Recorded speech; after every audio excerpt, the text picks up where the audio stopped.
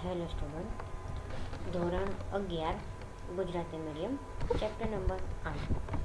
અગાઉના લેક્ચરમાં આપણે વાત કરી હતી કે જે તમને ઓપ્શન અહીંયા તમે સિલેક્ટ કરો છો, બરાબર, એ ઓપ્શન પ્રમાણે તમને તમારું આઉટપુટ મળે. જે આપણે સ્ક્રિપ્ટ લખી હતી, સ્ક્રિપ્ટ નંબર 22. આજે આપણે વાત કરીશું સ્ક્રિપ્ટમાં વિધેય એટલે કે ફંક્શન, જે સ્ક્રિપ્ટમાં ઉપયોગમાં આવે છે એ. તો લિનક્સ શેલ સ્ક્રિપ્ટમાં વિધેયોની રચના કરવા માટેની પણ સુવિધા ઉપલબ્ધ છે, એટલે કે શેલ સ્ક્રિપ્ટની અંદર વિધેયો પણ બનાવી શકાય છે. તો શેલ સ્ક્રિપ્ટમાં આવેલ નાના નાના વિભાગને ફંક્શન કહે છે, એટલે કે શેલ સ્ક્રિપ્ટમાં આપણે અલગ અલગ નાના નાના જે વિભાગ યુઝ કરીએ છીએ, જેને સબસ્ક્રિપ્ટ કહીએ છીએ, બરાબર, તો એને શું કહેવાય છે? ફંક્શન. તો સ્ક્રિપ્ટને વધુ વિભાગીય બનાવવા માટે તેનો ઉપયોગ કરવામાં આવે છે, અને ફંક્શનની મદદથી સ્ક્રિપ્ટની વાંચન ક્ષમતા સુધારી શકાય છે. શેલ સ્ક્રિપ્ટમાં આવેલ ફંક્શન કોઈ કિંમત પરત કરતા નથી, પરંતુ સ્ટેટસ કોડ પરત કરે છે. હવે એક એવી સ્ક્રિપ્ટ બનાવવી જે ઉપયોગકર્તાને વર્તમાન તારીખમાં બનાવવામાં આવેલ કુલ ફાઇલોની સંખ્યા ગણવામાં કે કોઈ ફાઇલ છેલ્લે ક્યારે સુધારવામાં આવી તે જાણવામાં મદદરૂપ બને. એટલે કે અહીંયા આપણે એવી સ્ક્રિપ્ટ બનાવવાની છે કે એમાં બે ફંક્શન યુઝ કરીશું. તો એક ફંક્શનમાં એક વસ્તુ એવી હશે કે ટોટલ તમે આજે ધારો કે આજનો દિવસ લઈએ તો આજના એક દિવસમાં તમે કુલ કેટલી ફાઇલો બનાવી એ તમે ચેક કરી શકો. અને બીજું છે કે તમે કોઈ ફાઇલનું નામ આપો છો અને એ ફાઇલમાં છેલ્લે સુધારા વધારા ક્યારે થયા છે, એટલે કે મોડિફિકેશન ક્યારે થયું છે એ તમે જાણી શકો. તો અહીંયા સ્ક્રિપ્ટ નંબર 23 છે કે script to show use of function. તો સૌ પ્રથમ આપણે ટર્મિનલ ઓપન કરીશું. ટર્મિનલ ઓપન કર્યા પછી એની અંદર આપણે વીઆઈ એડિટરનો ઉપયોગ કરીશું. વીઆઈ લખીને સ્ક્રિપ્ટ 23.sh આપી દઈશું, એટલે આપણે વિમ એડિટરની અંદર એન્ટર થઈ જઈશું.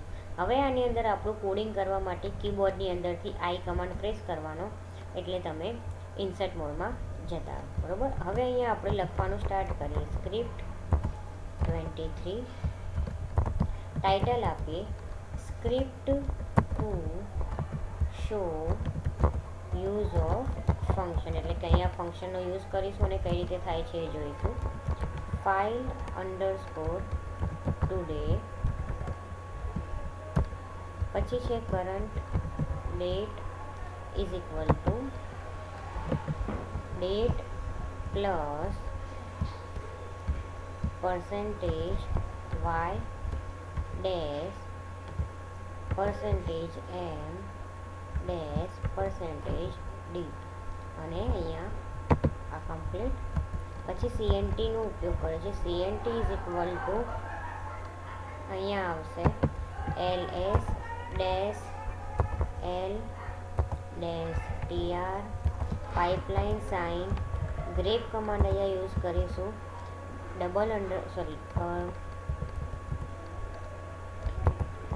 ડબલ કોટેશન, એની અંદર dollar, current date, double quotation complete, pipeline sign, અને WC કમાન્ડ જોડે L કનેક્ટ કરીશું. ત્યારબાદ ઇકો. હવે અહીંયા આપણે લઈશું કરંટ ડેટ ઇઝ, અને જે ટોટલ કરંટ ડેટ હશે કરંટ ડેટ તમને અહીંયા જોવા મળશે, એટલે અહીંયા લખી દે કરંટ ડેટ, જે ફંક્શન છે. હવે અહીંયા ફરીથી મેસેજ પ્રિન્ટ કરાવીએ. Number of files created today, એટલે કે એક દિવસમાં કેટલી ફાઇલ ક્રિએટ કરી છે એ તમે જાણી શકો $CNT થી. હવે મોડિફાઈ ટુડેની વાત કરીએ, એટલે કે જે આપણે ફાઇલની અંદર ક્યારે તમે ચેન્જીસ કર્યો છે એ જોવા માટે. તો મોડિફાઈ ટુડે, પછી ઇફ એની અંદર dash f $1, then state dash c percentage y $1,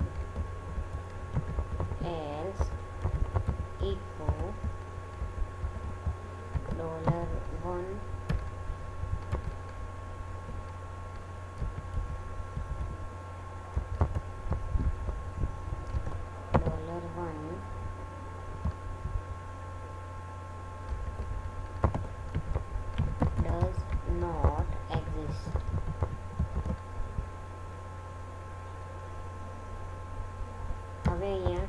if છે એને ક્લોઝ કરીએ એફઆઈથી. હવે અહીંયા ચોઈસ વેરિયેબલ આવશે કે તમે જ્યારે કોઈ ચોઈસ કરો છો બરાબર ઓપ્શનમાંથી ત્યારની વાત છે. એટલે dollar choice is equal to N. હવે ડુ ક્લિયર ઇકો. ફરીથી ઇકો મેસેજ પ્રિન્ટ કરાવીશું અહીંયા.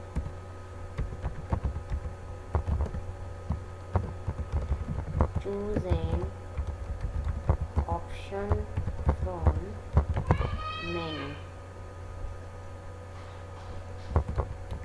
given below.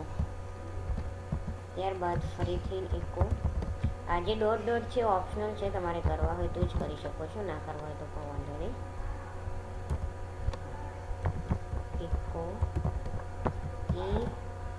અહીંયા હવે તમારું જે લિસ્ટ પ્રિન્ટ થવાનું છે આવશે. List of files created today. બીજું ઓપ્શન તમને મળશે display last file modification date. અને થર્ડ વન છે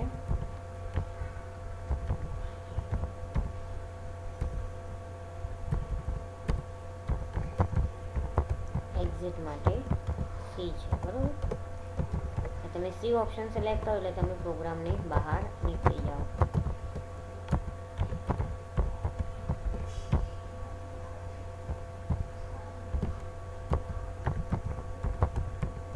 ડેશ એન. હવે અહીંયા મેસેજ આવશે એન્ટર યોર ચોઈસ, એટલે કે તમે કયું ચોઈસ સિલેક્ટ કરો છો એની વાત છે. એથી લઈને સી સુધી ત્રણમાંથી તમે કોઈ પણ સિલેક્ટ કરી શકો છો. S CH A. હવે એ ઓપ્શનમાં શું આવે જોઈએ? File underscore today. પછી બી ઓપ્શનની અંદર આવશે echo dash N enter file name read F name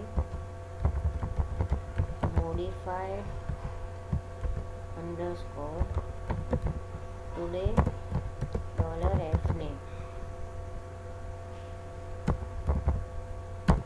અને થર્ડમાં સીમાં આવશે એક્ઝિટ, એટલે કે એક્ઝિટ કમાન્ડ યુઝ આવશે બરાબર. એક્ઝિટ કમાન્ડ યુઝ થશે. અને લાસ્ટમાં છે સ્ટારવાળું, એટલે કે બાય ડિફોલ્ટ જેને કહેવાય. અગર તમે એ બી અને સી સિવાય બીજું કોઈ ઓપ્શન સિલેક્ટ કર્યું બરાબર તો તમને ત્યાં મેસેજ મળશે ઇનકરેક્ટ ચોઈસ, ટ્રાય અગેન.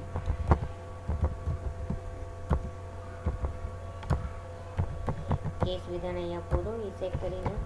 અને લાસ્ટમાં તમે જ્યારે તમારું એક ઓપ્શન સિલેક્ટ કરીને અને એનું તમે આઉટપુટ જોઈ શકો ત્યારબાદ તમને ત્યાં મેસેજ મળશે do you want to continue એટલે તમારે હજી બીજો કોઈ ઓપ્શનને સર્ચ કરવો છે.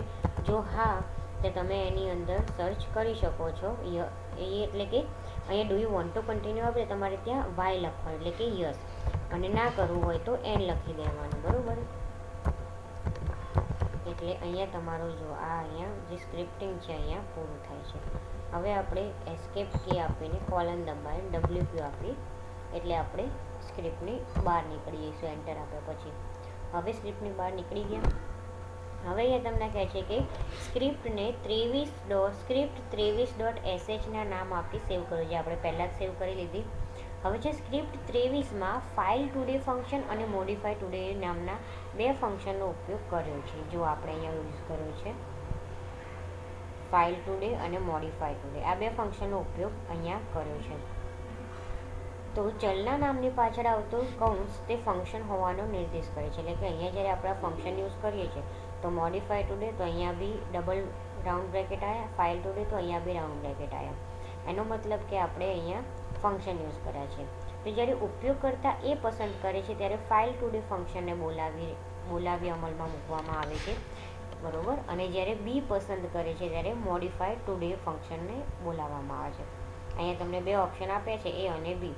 જો પહેલું તમે સિલેક્ટ કરો તો ફાઇલ ટુડેવાળું ફંક્શન ઓપન થાય, અને બીજું તમે સિલેક્ટ કરો તો મોડિફાય ટુડે ઓપન થાય. તો જ્યારે ફાઇલ ટુડે ઓપન થાય ત્યારે શું થાય કે વર્તમાન તારીખમાં બનાવવામાં આવેલ ફાઇલની સંખ્યા શોધવા માટેનો કોડ લખવામાં આવે છે એની અંદર. એટલે કે વર્તમાન તારીખ એટલે કે અત્યારના આજના દિવસમાં તમે કેટલી ફાઇલ બનાવી, એ ફાઇલ શોધવા માટે તમે અહીંયા કોડ લખ્યો છે, બરાબર. આગળ તો અહીંયા જો ઓપ્શને સિલેક્ટ કર્યું છે, તો આજની ડેટ આવી ગઈ, અને અહીંયા આપ્યું છે number of files dated today, એટલે કે આજના દિવસમાં કેટલી ફાઇલ બનાવેલી છે એ. પછી તમને કહે do you want to continue. જો અહીંયા એન લખેલું છે, એન લખ્યું એટલે કે નો, તો તમે ડાયરેક્ટ સ્ક્રિપ્ટની બહાર આવી જશો. અને જો વાય આપો તો ફરીથી આનું આ જ ઓપ્શન તમને ત્યાં જોવા મળે. તો જ્યારે તમે બી પસંદ કરો છો ત્યારે મોડિફાય ટુડે નામના ફંક્શનને અમલમાં મૂકવામાં આવે છે, તો જેના દ્વારા ફાઇલનું અસ્તિત્વ તપાસવામાં આવે છે. જો ફાઇલ અસ્તિત્વમાં હશે તો તેને છેલ્લા સુધારવામાં આવી હોય તે તારીખ દર્શાવવામાં આવશે. એટલે કે જ્યારે બી ઓપ્શન સિલેક્ટ કરો છો ત્યારે શું થાય કે જો તમારા ફાઇલની અંદર તમે જે ફાઇલનું નામ આપો છો, જો અહીંયા તમે પૂછ્યું છે એન્ટર અ ફાઇલ નેમ, તો એન્ટર અ ફાઇલ નેમ જ્યારે કહો તો ફાઇલનું નામ તમે જે આપ્યું હોય એ જો ફાઇલ અસ્તિત્વમાં હશે તો એની અંદર તમે લાસ્ટ ક્યારે સુધારા કર્યા છે, મહિના પહેલાં કર્યા છે, પરમ દિવસે કર્યા છે, કાલે કર્યા છે, કોઈ બી જે ટાઈમે જે દિવસે કર્યા હોય, બરાબર, ટોટલી ડેટ વિથ ટાઈમ આવી જાય. અને જો ફાઇલ અસ્તિત્વમાં નહીં હોય એટલે કે તમે જે નામ આપ્યું છે ફાઇલ હશે જ નહીં, બરાબર, તો તમને ત્યાં જે આપણો એપ્રોપ્રિએટ મેસેજ છે શું છે, અહીંયા છે એન્ટર અ ફાઇલ ના હોય તો અહીંયા તમને મેસેજ આવશે ફાઇલ ડઝ નોટ એક્ઝિસ્ટ, એટલે કે તમારી જે ફાઇલ છે એ એક્ઝિસ્ટ નથી. ઓકે, તો આ પ્રમાણે તમારું પરિણામ એટલે કે તમારું જે આઉટપુટ છે સ્ક્રિપ્ટ નંબર 23નું એ તમને આ પ્રમાણે મળે. તો અહીંયા તમારું ચેપ્ટર નંબર 8 પૂરું થાય છે. અહીંયા ક્વેશ્ચન 5માં હેતુલક્ષી પ્રશ્નો એટલે કે જે એમસીક્યુઝ છે એ એમસીક્યુઝ તમારે લખવાના છે, કે ક્વેશ્ચન લખવાના, એના 4 ઓપ્શન લખવાના, બરાબર, અને એનો આન્સર લખવાનો. તો અહીંયા તમારું ચેપ્ટર નંબર 8 પૂરું થાય છે અને લેક્ચર પણ પૂરું થાય છે.